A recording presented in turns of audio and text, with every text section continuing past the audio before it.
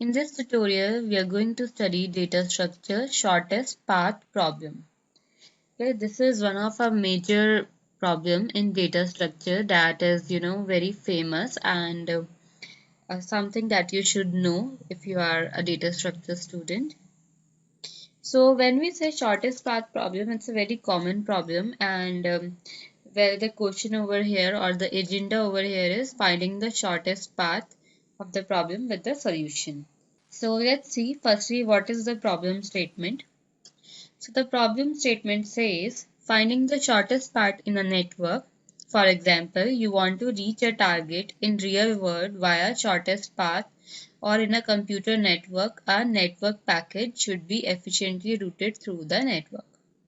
Okay, so what does it is saying is, let's say you have to go to a particular city in India. Let's say you have to go from Delhi to Mumbai, right?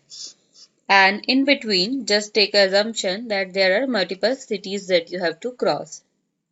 And there are various routes to reach from Delhi to Mumbai. Okay. So let's say, like, I'm just giving a arbitrary example. Don't consider it as a real example. So, I mean, although it's a real example, but don't consider the data to be exactly what I'm saying. It can be random data which I'm picking up. Let's say to go from Delhi to Mumbai, you have to cross four cities if you choose route A. So the cities you have to cross are, let's say, you have to cross Bhopal, you might need to cross Rajasthan, you might need to cross Hyderabad and Pune. Okay, so this can be one route. So I'm just randomly taking, just giving the name of any state. Okay, so just don't worry about the name of states. And then let's say there is a route B. In that also there are various ways to go, various cities to pass, and then we have route C, D, and many routes to reach from Delhi to Mumbai. Now problem statement is how to find the shortest path in the network. Okay, so we have to see what is the shortest path and in what term shortest path. As in case of our example where we are traveling from Delhi to Mumbai, the shortest path would be in terms of distance. Okay, if the problem statement is slightly, not considering the cities and the distance, if the problem statement might include the, fare also, the expenditure, then it might change. It might say that it also includes like the number of nodes, so the number of cities you have to travel, and also the cost. It could be that you need to calculate the shortest path only according to the cost of traveling. So that depends on problem to problem, but the problem statement is to find the shortest path in the network. Okay, so before we jump into the solution of this problem, I would want you to know the terminology that we'll be using to solve this problem. So the first statement that we'll be using is about a graph. So what is a graph? Well, a graph is made out of nodes and directed edges which define a connection from one node to another. So when we say graph, it is made up of nodes. What are nodes? So nodes you can see in our example, it would be cities like Delhi, Mumbai, Jaipur, okay, Bhopal. So these are some cities, okay. So these are nodes. So they consist of nodes and directed edges. Directed edges is a direct route. Let's say if there is a direct road between Gurgaon to Noida, then that road can be considered as an edge, and Gurgaon and Noida could be considered as a node. Okay, so edges connect the nodes. Okay, so it's kind of a direct edge which define a connection from node to another node. Now, what is node, or we can say a vertex also sometime? Well, it's a discrete position in a graph. Edges can be directed or undirected. Edges can have an associated distance, also called cost or weight. So the associated distance, let's say, from Gurgaon to Noida, let's say we have some fixed amount of distance, then that distance could be called as a cost or a weight. The distance between two nodes A and B is labeled as, in the bracket we write A comma B. So in the square bracket we are writing A comma B to denote the distance between the nodes A and B. Okay, so now the mathematical description for graph G equals to VE, meaning that graph is defined by a set of vertices which is V and a collection of edges which is E. Okay, so that's how we define a graph mathematically. Now what is the order of graph? Well, the order of graph is number of nodes in the graph. What is the size of graph? Well, size of graph is again number of edges in the graph. So if you say like, the size of a graph is 4, that means it has 4 edges. And if you say the order of a graph is 3, then that means it has 3 nodes. Okay, so order always means nodes and size always means edges. Okay, so this is you can say a diagrammatical representation of a graph and our problem as well. So just for your simplicity, just consider A, B, C, D, E, F are some cities, and the black lines are connecting roads to them. Okay, so a road from A to D is going on, and it has a weight 3. So just consider 3 as 3 kilometers maybe, if we are talking a real life example. Okay, so that was just to give you a simplified version of how you can imagine this thing to be, how you can imagine our problem statement to be. You can imagine it in a this form like A, B, C, D, E, and F are some cities, some random cities, and black lines are road connecting them, and the numbers that are given, which are called weight or cost, are actually the distance in kilometers. Okay. So this is our problem statement to find the shortest distance. How to find the shortest distance? Well, we can find it for all the nodes, or the question could be to find from particular node, like it could be to find the shortest distance between A and C, or A and E, or to find the shortest distance between all the nodes. Let's say if I have to travel from A to B, then what is the shortest route I need to take? If I have to travel from A to C, which is the shortest route I have to take. So you see, if I have to travel from A to C, there are multiple routes. One route I can see is like going from A to B, then B to E, and then E to C. And how the cost is calculated by adding all these. So 3 plus 3 plus 2 will give you 8. Okay. If you go via this route, so A to D, D to E, and E to C. So 3 plus 1, 4 plus 2 will give you 4 plus 2, 6. Okay, so second was A, D, E, and C. First was A, B, E, and C. Another way could be A, F, and C. So it is giving me 9. Okay, so another could be A, D, F, C. Another could be A, D, E, then F, then C. So there could be like, you have to take in consideration into all the routes, calculate the cost, and find which is the shortest. Okay. So this is a manual assumption, but if you have to do this, programmatically, if you have to write a program to compute this, the minimum distance, how will you do that?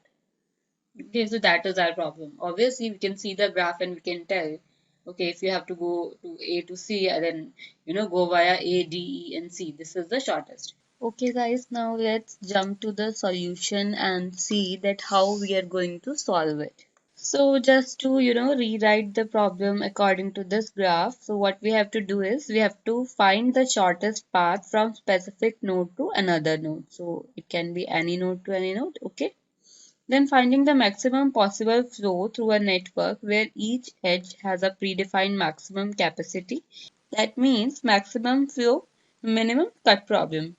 So we have to see that it should be least number of nodes, and the maximum flow means like, the weight should be less, and we will focus on finding the shortest path from one node to another node in a graph. So just to let you know that there are various solutions to do that, and we have various algorithms. One is Dijkstra algorithm, one is Prim's algorithm.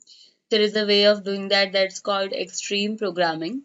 So maybe we'll cover the rest of them later on, because the algos slightly differ with each other's phenomena, but we are going to cover over here a very famous technique out of them, which is Dijkstra algorithm. So this Dijkstra algorithm is very commonly used and it is one of the best solution. I am not saying the best, because it actually depends on the situation to situation. According to some people, they prefer prims over a situation, and but according to me, I think Dijkstra is a really good algorithm to go for. So let's see what does Dijkstra algorithm says. Where the Dijkstra algorithm finds the shortest path from the source to all the destination in a directed graph. So it's actually giving you the shortest path from source destination to all the destination. So actually it solves your problem. Let's say if someone tomorrow tells you to find a path from A to B, and later on tells you to find the path from A to C, then you don't need to change your algorithm because Dijkstra will give you the shortest path from source to all the destinations. So it's going to give you the shortest path from A to B, A to C, A to D, A to E, and A to F. Okay. Now, during this process, it will also determine the spanning tree for the graph. Now, what is spanning tree? Well, a spanning tree is a subset of a graph G which has all the vertices covered with minimum possible number of edges. Hence, a spanning tree does not have cycles and it cannot be disconnected. Fine. So, when we say spanning tree doesn't have a cycle, means the spanning tree in a shorter way, you can say the graphs which is having all the vertices, so it should cover each and every vertices. Let's say if there are 8 vertices, then 8 vertices should be covered in a spanning tree. Okay, so spanning tree is something, it's a subset of graph G first of all, and it has all the vertices covered with the minimum possible number of edges. So it means if there are 8 vertices, then all 8 vertices should be covered, and definitely you should have minimum possible number of edges. Let's say if 8 vertices can be covered by including 8 edges, okay, then that will be a spanning tree. Let's say in a total graph there are 13 edges, but you are able to, walk through all the edges just by, using 8 edges, then that will become a spanning tree. And also spanning tree doesn't ever have any cycle. So doesn't have a cycle means it should be a open tree. It should not be like, one edge is finally able to, give you a circular graph. So it should not be that way. It should always be a open one. Now let's see what does this algo has to say. Well, Dijkstra partition all the nodes into two distinct sets, unsettled and settled. Okay, so let's say if we are having 8 nodes, so let's see in this example, so you see we are having 6 nodes, A, B, C, D, E, F. Okay, so we are having 6 nodes, so it will divide all the 6 nodes in part of two, you can say, sets. One set will contain settled nodes, and other set will contain unsettled nodes. So initially each and every node will be in the unsettled node of set. Unsettled node means those nodes which we are not yet sure whether they should be, included in our spanning tree. Okay, so whether we are not sure whether they should be included on shortest path or not. So initially we keep everything in the unsettled one. And when we are sure that, this can be kept in a shortest path because this is the right way, then we'll move it to our settled set. So it's just a hypothetical. Programmatically, we are not going to create two sets. We are just going to create one set, which will be a shortest path set. And from the set of nodes, which will be represented, probably in a 2D matrix, we'll be taking out from that and we'll be shifting that to our shortest path set. Now, initially, as I told you, all the nodes are in unsettled set. Example, they must be evaluated. A node is moved to settled set if a shortest path from the source to this node has been found. Okay. So let's say, for example, just giving the example. So everything currently is in an unsettled set. So let's say our source is A. Okay. So, if the, currently if the shortest path to A is found, what is the shortest path of A? Nothing, because it's a source. There is no, since we are starting from A, so what we'll do, we'll just keep it in a settled node initially, okay? After that, we have to find the shortest path to B. So we can go via ADB, ADEB, or directly AB.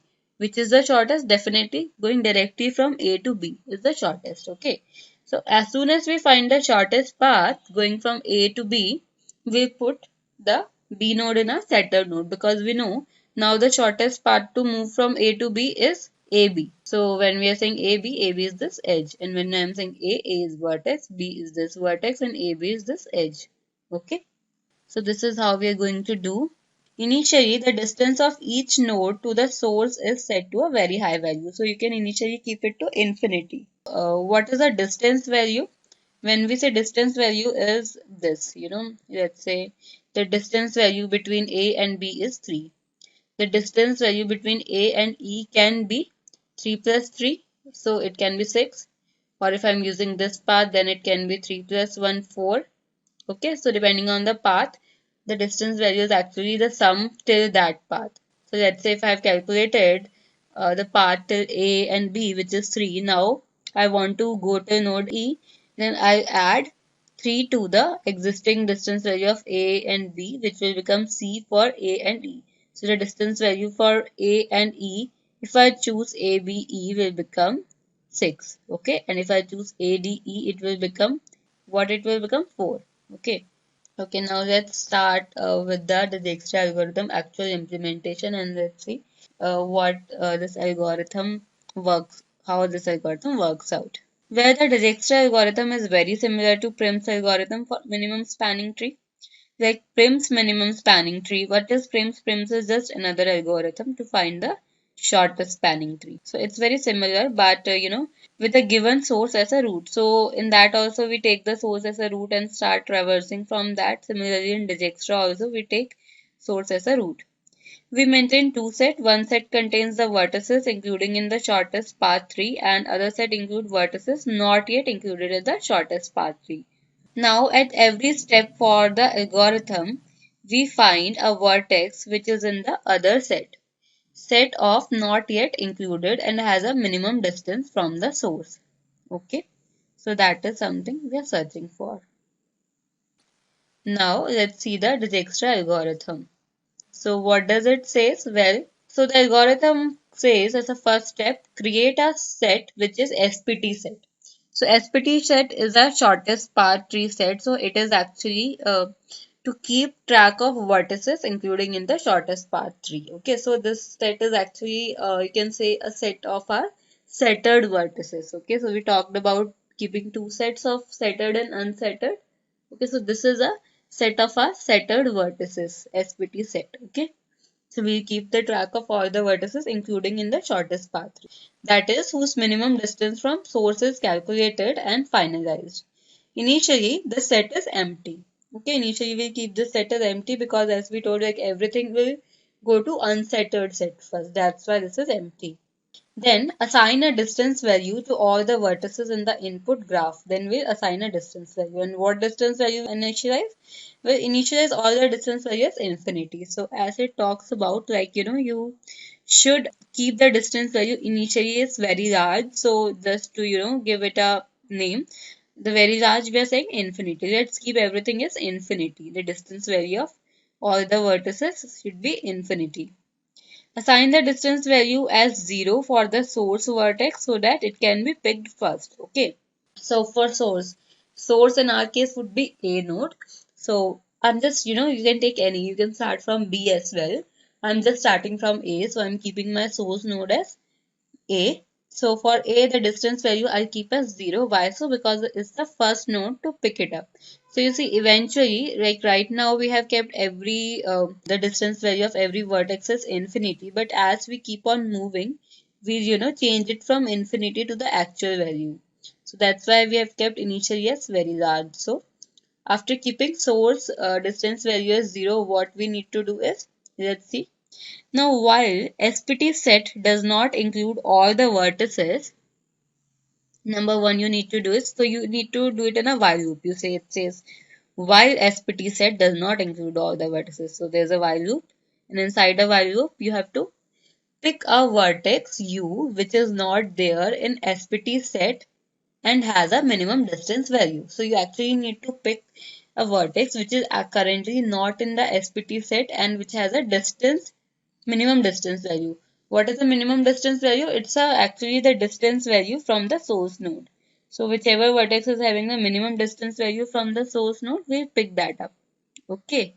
And how we'll pick that up? What will be our basis? Definitely, the basis will be distance that is from the source node should be less than, should be least.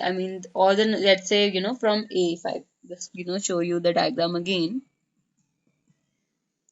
So you see if I'm starting from A, so what is the next node that I should pick up? Well, you see there's the adjacent node which is B, D, F, okay? So these three are the adjacent node that I can pick up from A, like if I have to start from A. So which one I should pick up?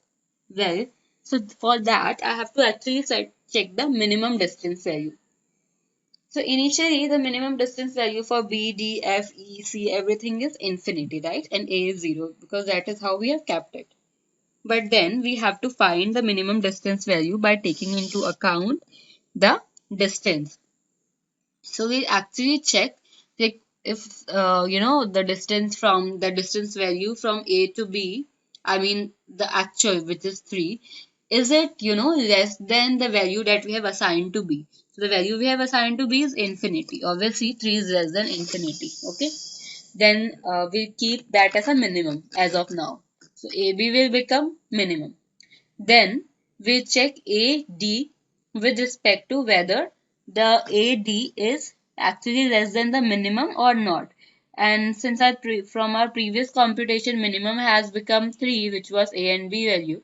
And in this case, A and D, we see that it is equals to the previous value. So it is equals to minimum. Okay. So, and for A and F, we will conclude that this is greater than the minimum value. So definitely we are going to ignore A and F. So now the thing will be between A and B or A and D. So we can choose any of them because both are having the same, you can see the value as of now. We'll show you how we do it in a program as well. Okay, now coming back to this slide. So as we have seen how we can pick up a vertex u which is not there in SPT set and has a minimum distance value, okay, and then include u to SPT set. Then we'll include this to our SPT set. Since we have chosen, let's say we chose to go with B because AD and AB are having the same value. So let's say we choose to go with B. So we'll keep it in a SPT set. That means we are including A is already included, that we have included in our first step. In second step, we have actually included B as well. Now, once we have traversed B, next step is to update the distance value of all the adjacent vertices to U. Okay, so we'll actually update the distance value of all the adjacent vertices to U. What are the adjacent vertices to U? So U became actually B because we have taken B into our SPT set. So all the adjacent vertices from B will be E, D, okay, and A is already there in the SPT set, so we will not include that. So all the adjacent vertices which are currently not in the SPT set, which are D and E. Okay, these are two. So we'll consider these two. And we have to update the distance value. And how we'll update the distance value? Well, let's see that. To update the distance values, iterate through all the adjacent vertices. We have iterated its D and E.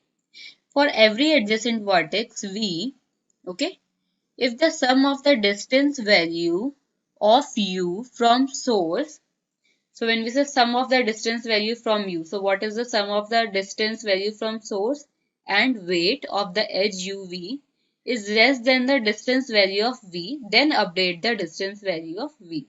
So what it is saying, if you read it carefully, it says for every adjacent vertex, you have to check if the sum of distance value from u, which is source. So currently the source is B for it, okay. So the sum of the distance value from u to v and the weight of the edge from u to v.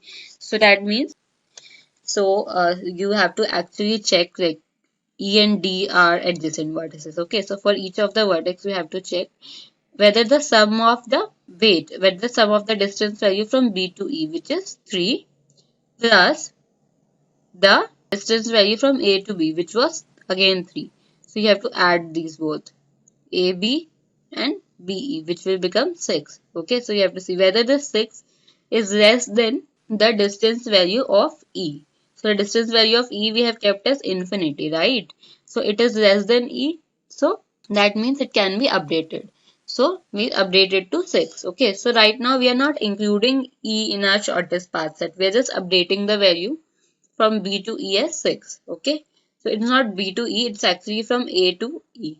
So from A to E we have got the value as 6, but it's currently not the shortest path. We haven't included in our shortest path set, so we have just updated the value, right? And from B to D would be, so if we go from B to D, what will be the value? Well, if we go from B to D, so you see again you have to add the value from A to B, which is 3, with the value from B to D, which is 1. So it will become 4. Okay. And this 4 less than infinity because the distance value of D is infinity. Yes, 4 is less than infinity. So that means we can update the distance value of B to D as 4. Okay.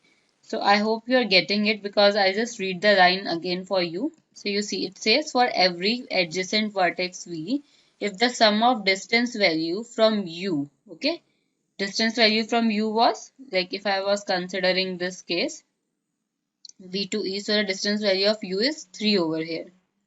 Why so? Because b is the our source value, which is u, and the distance value will be the adjacent vertices distance value, which is 3. Okay, so that's why the distance from B to E, B is our node U, because that has become our source node, and the distance we are calculating. So we are calculating up to E, so that will be 3. And then we have to add it between the distance from the initial source node till the B. So you see it's saying the sum of distance of value from U and weight of edge UV. So the weight of edge UV was 3. The weight of edge UV means the weight of edge AB. Okay. And the distance value of U, okay, from source will be BE.